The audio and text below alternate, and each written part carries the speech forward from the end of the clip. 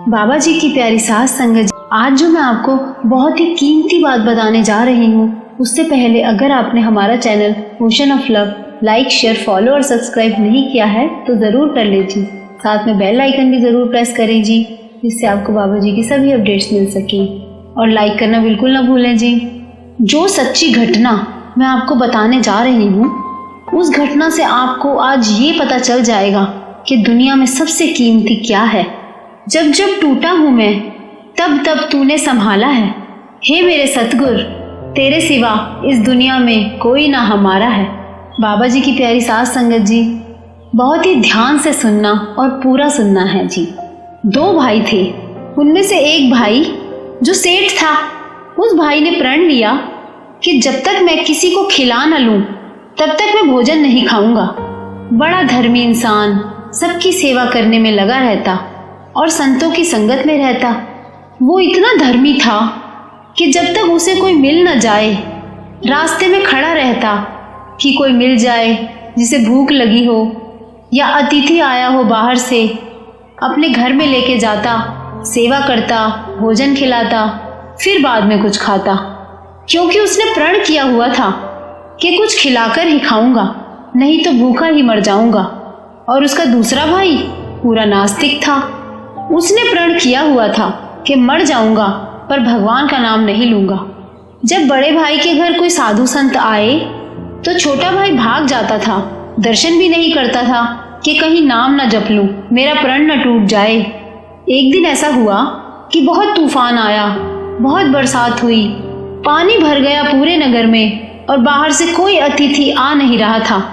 बड़ा भाई पानी में खड़ा है कि कोई आएगा तो उसे भोजन खिलाऊंगा, तभी खाऊंगा। प्रण जो ले रखा था, 1 दिन बीता, 2 दिन बीते, 3 दिन बीते, 4 दिन बीते, 5 दिन बीते। ये भूखा बैठा है और 5 दिन से भोजन नहीं खाया, क्योंकि कोई अतिथि मिला ही नहीं जिसे भोजन कराता, उसके बाद खाता। अब बड़े भाई की मरने जैसी हालत हो गई। अब इसके बच्चे घबरा गए, छत पर जाकर खड़े हो गए और देखने लगे कि कोई दिखे तो उसे ले आए कि भोजन खा लें, जिससे पिताजी भी भोजन खा लेंगे और उनके प्राण बच जाएंगे।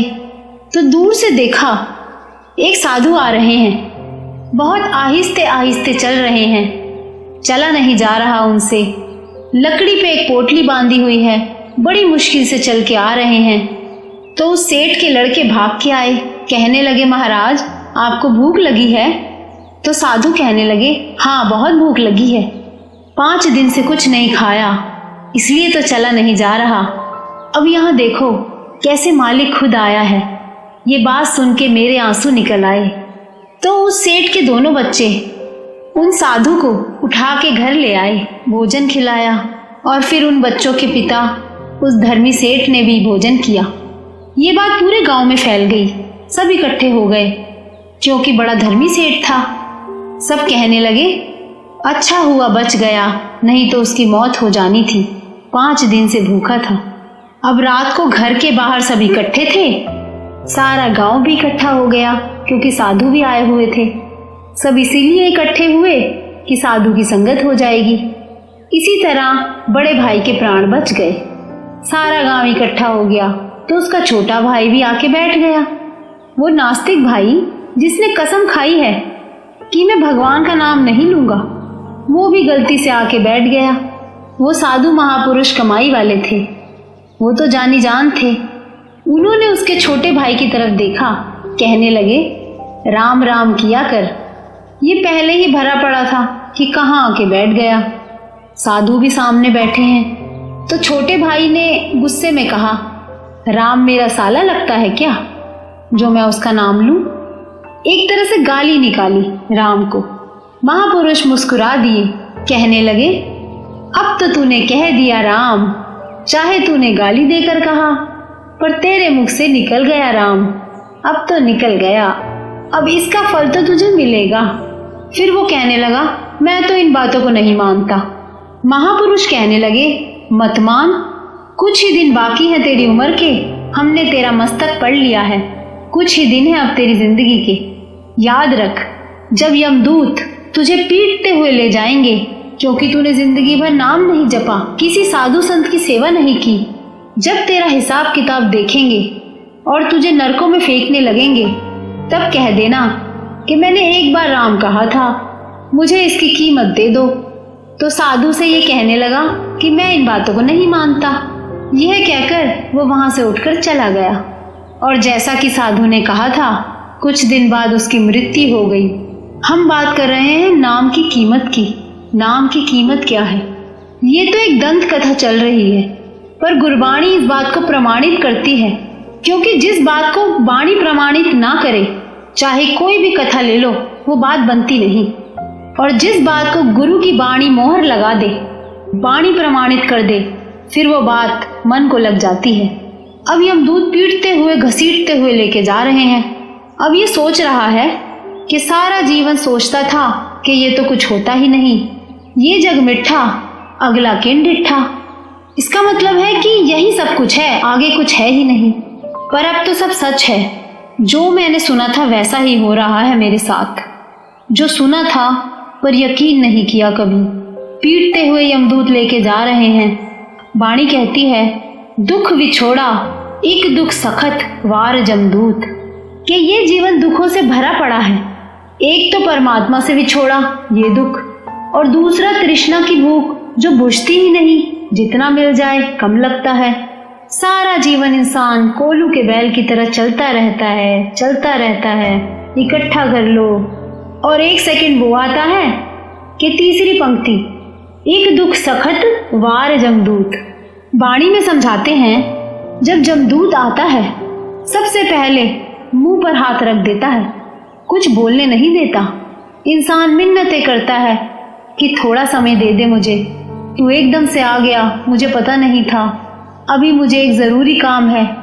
अभी भी इंसान को काम याद आ रहे हैं। इंसान कहता रहता है, मैंने इतना कुछ जमा किया है, इतना कुछ बनाया, सब छोड़ के जाना पड़ रहा है। वो कहता है थोड़ा समय दे दो, मैं कुछ सोच तो लूं, पर जमदूत नहीं मानता, बस साथ में लेके चला जाता है। तो अब इसे भी पीटते हुए ले जाया जा रहा था। जब धर्मराज के पास पहुंचे, वो घबराया, क्योंकि उसके सामने उन्होंने फिल्म सी चला दी कि इसने क्या क्या किया है सारा जीवन। महापुरुष समझाया करते थे कि दो कैमरामैन बैठे होते हैं हमारे भीतर, लेफ्ट और राइट, जिसे चित्रगुप्त कहा जाता है। सारी शूटिंग करते रहते हैं, आदमी मुकर नहीं सकता। सारी फिल्म हमें हमारे सामने दिखाई जाती है कि तूने ये क्या किया है सारा जीवन। अब इसको कहने लगे कि इसने जीवन भर कोई नेक काम नहीं किया, किसी साधु संत की सेवा नहीं की, कोई भगवान का नाम नहीं लिया, इसे नरकों में फेंक दो। जैसे ही ये बात कही तो उस आदमी को साधु की बात याद आ गई। कहने लगा, रुको एक मिनट, मैंने एक बार राम कहा था। फिर धर्मराज ने उसके जीवन के रिकॉर्ड को ढूंढा और देखा इसने राम कहा है पर गाली दे के नाम लिया है। उन्होंने कहा, ये तो तूने गाली देकर नाम लिया है कि राम मेरा साला लगता है। तो धर्मराज कहने लगे कि तुझे क्या चाहिए इसके बदले में। तो वो आदमी बोला कि मैंने जो एक बार राम बोला है, मुझे इसकी कीमत दे दो। अब धर्मराज हैरान है, ये तो इस कानून में कहीं लिखा ही नहीं कि राम का नाम गाली दे के कहा गया है तो इसकी क्या कीमत है, तो ये तो कहीं लिखा ही नहीं है। तो धर्मराज कहने लगे, चलो ब्रह्मा जी के पास चलो। ब्रह्मा जी के पास गए और उनको बताया कि इस इंसान ने गाली दे के राम कहा है, पर राम तो कहा है, ये इसकी कीमत मांग रहा है। राम की कीमत क्या है आप बता दीजिए, हम दे देते हैं। तो ब्रह्मा जी कहने लगे, ये तो शिव जी बता सकते हैं। शिव जी के पास भेज दिया। शिव जी कहने लगे, ब्रह्मा जी को भी बुलाओ। दोनों बैठकर मीटिंग कर रहे हैं। फिर कहने लगे, विष्णु जी को भी बुला लो। अब ये तीनों आपस में विचार कर रहे हैं। धर्मराज भी वहीं खड़ा है और यह आदमी भी वहीं खड़ा है। तो कहने लगे, जब तक हम विचार कर रहे हैं, इस आदमी को वैकुंठ धाम ले जाओ, स्वर्गों में ले जाओ। और फिर इसे कहा, हम विचार करके बताते हैं कि गाली देकर राम कहा है, पर कहा तो है, इसका फल क्या है, इसकी कीमत क्या है, धर्मराज भी खुश हो गया, जान छुटी, इसे बैकुंठ धाम भेज दिया। पर धर्मराज जा रहा है, रास्ते में रुक गया। सोचता है आज ये कठिनाई आई है, कल फिर कोई आ जाएगा कि गाली दे के ओम कहाँ है, गाली दे के वाहेगुरु कहाँ है, तो फिर क्या करूँगा, फिर यही प्रॉब्लम आ जाएगी, पूछ तो लूँ। फिर धर्मराज ने तीनों से जाकर पूछा, बता तो दो इसकी कीमत क्या है। तो विष्णु जी कहने लगे, तुम्हारे ये बात समझ नहीं आई क्या, हमने तो अपनी जान छुड़ाई है, क्योंकि राम नाम की कीमत तो आज तक कोई पा ही नहीं सका। हमें नहीं पता इसकी कीमत क्या है, हमने तो बस जान छुड़ाई है इसको बैकुंठ धाम बेचकर, जिससे हमसे वापस आकर पूछे ही नहीं कि राम नाम की कीमत दे दो। पर वाणी इसे प्रमाणित कर रही है।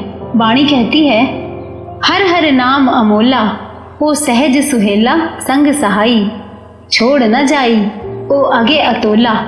ये जो मालिक का नाम है ये इतना अनमोल है कि मरने के बाद भी तेरे साथ जाएगा, तुझे वहां से छुड़ाएगा, तुझे बैकुंठ धाम तक पहुंचाएगा।